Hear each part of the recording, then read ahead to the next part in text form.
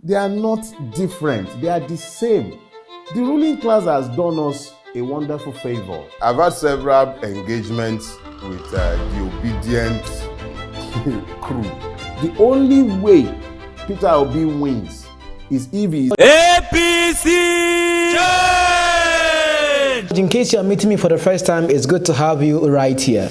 Now, considering the conversations that have been going on about what is happening in the PDP, APC, the Labour Party as well, we have a couple of subjects to discuss today. First of all is Governor Otom. Also, we're going to be looking at some reactions by Sir Mr. DELE, one respected lawyer. I value his opinion so much because he speaks truth to power and to a great extent shares his opinion unapologetically when he says so. And we are going to be looking at a couple of things he had to say about the person of Peter Obi and also about the person of Tinubu, and looking at Nigeria itself, or the construct of Nigeria, with respect to how impunity and poverty has been used as a weapon to control the masses, which might also include you as a person watching me. But first of all, let's ask ourselves a question. What does Peter Obi think should be the reason why you yourself should vote for him, if you want to vote for him come 2023? Listen to him yourself. I said before that it is something we have researched, consulted, and found him eminently qualified for this position, considering his background as one of the young, brightest Nigerians who have made a success of his choosing endeavors and can contribute greatly in our commitment to build a better Nigeria, to move Nigeria from consumption to production. For me, I don't want us to look at yesterday and today. Those who think about yesterday and today will miss tomorrow. We're talking about tomorrow. And our commitment is to deal with insecurity decisively in two ways. One is to start pulling people out of poverty. The more you pull people out of poverty, the more you reduce criminality. And secondly, to man and provide adequate measures for our security agencies to effectively do their work, and we will make sure they do their work. Well, let me say that those people are not actually entirely my supporters. They are actually people being, some of them are actually people infiltration by opponents claiming to be my supporters or supporters of the Labour Party. But let me assure you, I'm running this election as a Nigerian. I don't want people to vote for me because I'm from the Southeast. I don't want people to vote for me because I'm from Southwest, South-South, Northwest, Northeast, or North Central. I want them to vote for me because I'm a Nigerian who have the competence to mobilize the Nigerian people into turning around our country. I'm a committed Nigerian. I believe in Nigeria. That's why I said that what I want to do is to secure, unite, and build a productive Nigeria. And I know what to do. Now that I've been opportune to have somebody with similar background, the team we are going to bring around will be Team Nigeria.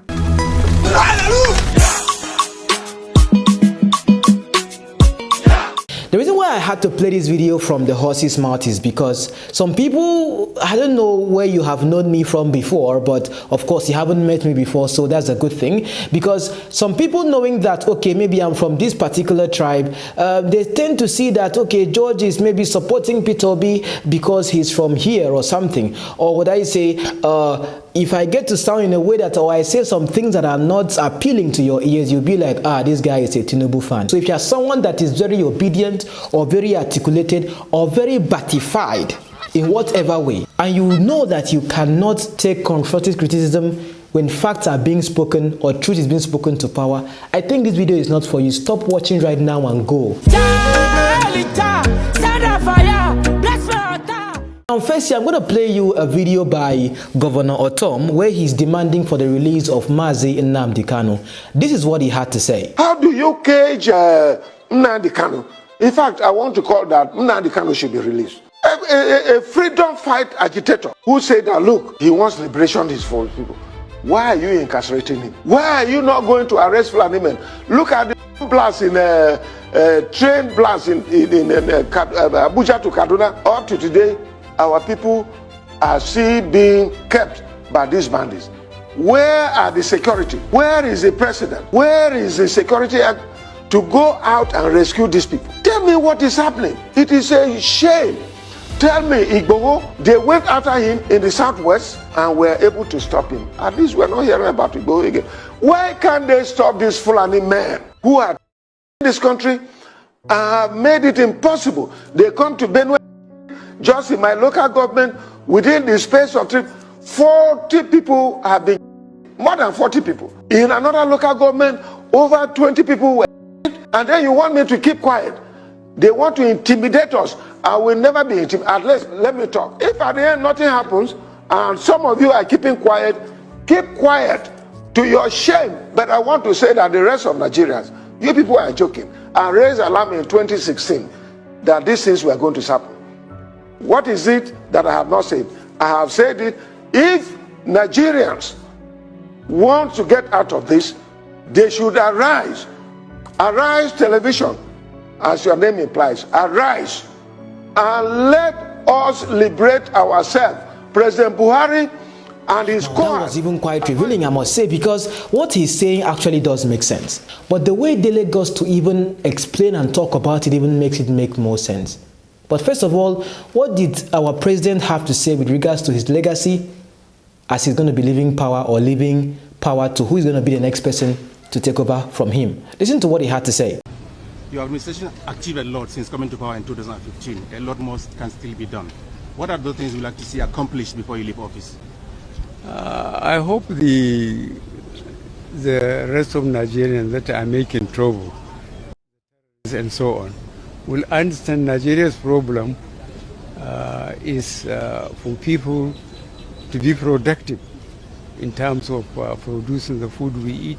Look at when we closed our borders for about 2 years. We stopped importing rice. A lot of people had gone back to the land and they haven't regretted it. We are now feeding ourselves and some rice is being exported. So this is my objective and I am achieving it.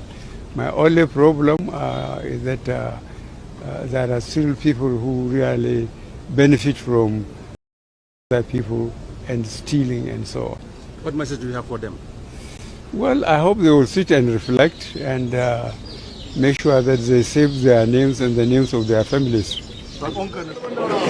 What he's talking about is food. I hope there's other things that our president indeed does plan to be leaving as a legacy for the country. Was this what was campaigned towards when change was the mantra? But let me remind you again, because Nigerians are very quick to forget.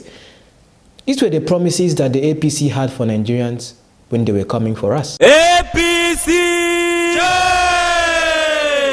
Enjoyment for the people, ìgbádùn for the nation, everyday jollification, and at the change we they want. Maximum security, so much electricity, a job opportunity. Now the change we they want. APC, APC, APC, APC, Buhari and Oshibajo, now the change we they want. When Buhari was coming to power, because right now you are still chanting change in the comment for obedience, which I stand for, but doesn't stop me from being very objective with my opinions right here. Let me present to you some facts that DELE himself stated, and I agree with him, if not 100%, 101% with regards to his opinion about Nigeria and even the candidates themselves as to the upcoming elections. One of the twin horsemen of the apocalypse, more likely, ATIKU would gain power because that would be in keeping with the hegemonic interest of those who have designed the disaster in which we live. If an ATIKU comes to power, it will be more of the same. Maybe, not even maybe, he will certainly be a lot less violent towards Nigerians than a Buhari has been. But nothing will change.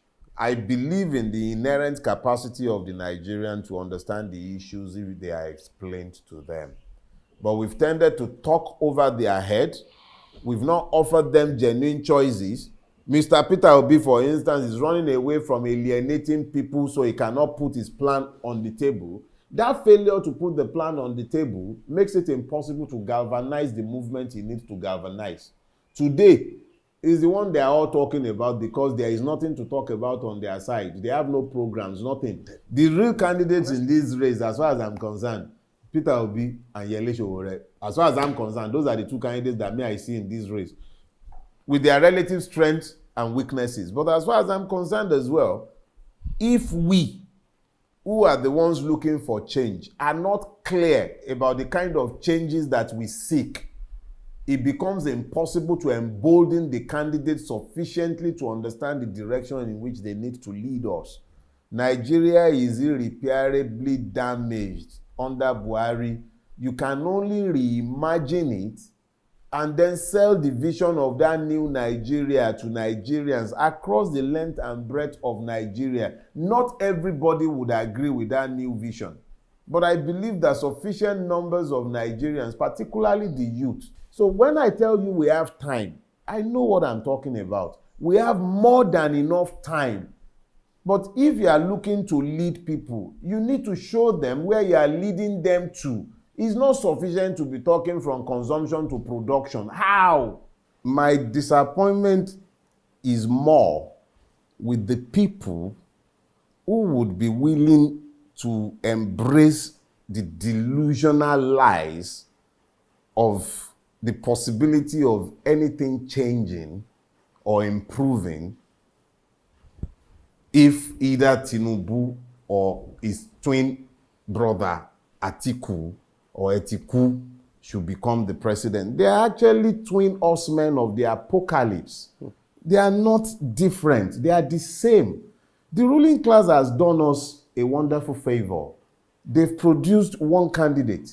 Just as the two parties have become one, at least demonstrably so, they've also produced a single candidate.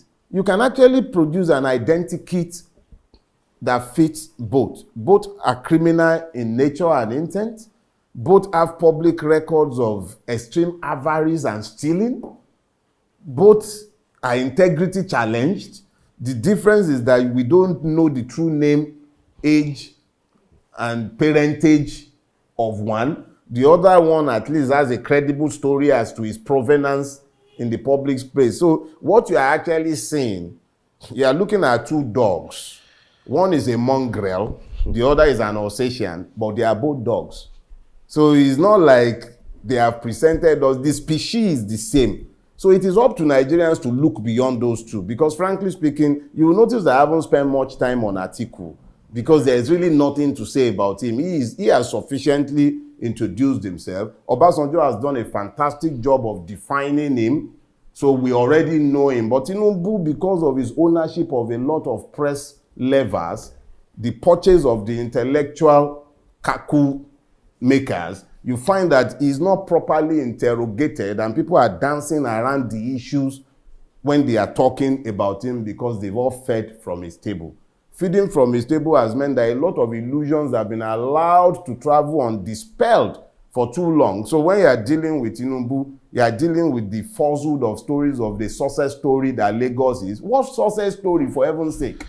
Now, let's also look beyond Atiku. Clearly, I read one of your recent tweets where you actually talked about the only plan he has is corruption. What about Obi? I've had several engagements with the obedient crew, and I've sought to make something clear to them. If ever a candidate was made for a season, it is Peter Obi. But it is up to Peter Obi to now decide whether he wants to become what he flatters to be. He flatters to become, but he isn't. And this is very simple. Peter Obi has spoken, I've heard him speak extensively to the need to restructure Nigeria, but I have not heard him place concrete plans and ideas on the table as regards the restructuring of Nigeria. A lot of his obedient people would answer me and say, if he says anything now, the North will not vote for him. They've already branded him an IPOB candidate. And I say to them, the difference between the leader and the followers is that the leader must first of all identify the destination and then persuade on the strength of his vision those who he wishes to have following him. But there are times, and we are in one of those times in Nigeria now, where we are actually in a leadership recruitment exercise. We are the ones who need to recruit our leaders. If our leaders are non-existent, and Nigeria has none, and Peter Obi has come out and is offering leadership qualities. He has proven himself in a state, even though there are people who challenges his records in Anambra, but it has traveled long enough for us to say that reasonably he must have done well in Anambra. Now, if he has done well in Anambra and is coming to Nigeria, he must understand something. The primary issue with Nigeria is that it has been destroyed beyond repairs. Destroyed by the years of the PDP, yes, but the job of destroying it beyond repair happened under General Buhari. So if you are going to be able to preserve Nigeria, you have to actually reimagine Nigeria and then sell your new image of Nigeria to the Nigerians. Because it's a democracy, it's not going to be all Nigerians that you can sell your ideas to. But if you sell your ideas to sufficient numbers as to propel a movement for change, then you are a leader. You can talk about moving from consumption to production all you care. But if the structure of the country is not one that encourages production, because what it actually wants is to impoverish those who live in the space, how do you increase production? If he is not talking about restructuring now, and he is propelled into office on the basis of the illusions of Nigerians who are hoping that a Peter Obi presidency might change Nigeria, would he be exercising the powers of a military dictator, or how does he intend to work with this skilled National Assembly? The only way Peter Obi wins is if he is able to galvanize a national movement. The only way he can galvanize that is to listen to the pains and yearnings of at least a majority in 4 out of 6 geopolitical zones in this country. We desire to see Nigerians freed from the shackles of this fraudulent constitution. Why is it impossible, if he knows, and he should know, he's intelligent enough to know, that the critical problem with Nigeria today are its evil governance structures, which are rooted in the 1999 fraud, Decree 24. Why is it impossible for him to galvanize us behind his own vision of the future that is rooted in restructuring? You can't change anything without restructuring Nigeria. It's not possible. Elijah, send down fire. Bless my altar. Maybe he doesn't just want to give out the main plan, or would I say the main things he wants to do. And he's speaking more of like in a macro form instead of giving us the microcosm of what he wants to do. Because just like Peter Obi right now is giving the promises, of course, very eloquent in speech and of course very much accepted and embraced by intellectuals, young people, and of course many elites also in Nigeria, it doesn't really sound that much different from what the APCs themselves promise, what the PDPs themselves promise, or would I say what other politicians are promising? Or does it mean that, or is he afraid that if he gets to give us the nitty-gritties of what it is he's going to do, that other parties are going to copy it? But let me just tell you one thing. What these people really care about is votes and getting power, because once they get into power, depending on whichever party, the game might be different. And when I made a recent post talking about structure, of which the PDP always talks about structure, APC always talks about structure, I gave a very valid explanation to it. Just look at the word structure. Look, right now I'm in a building. I am in the 14th floor. And I ask myself a question. I am on a structure. This building can never fall. It remains like this. But I can move from 14th floor to 2nd floor to 3rd floor to 5th floor. That is how the PDP and the APC have been, which have been the two major parties Nigeria has known since time memorial, at least since I was born. You can calculate my age for yourself in the comments. So I'm asking you a question. Do you think the PDP and the APC are really different? I don't think they are. They are just people changing rooms, changing floors, but still the same structure.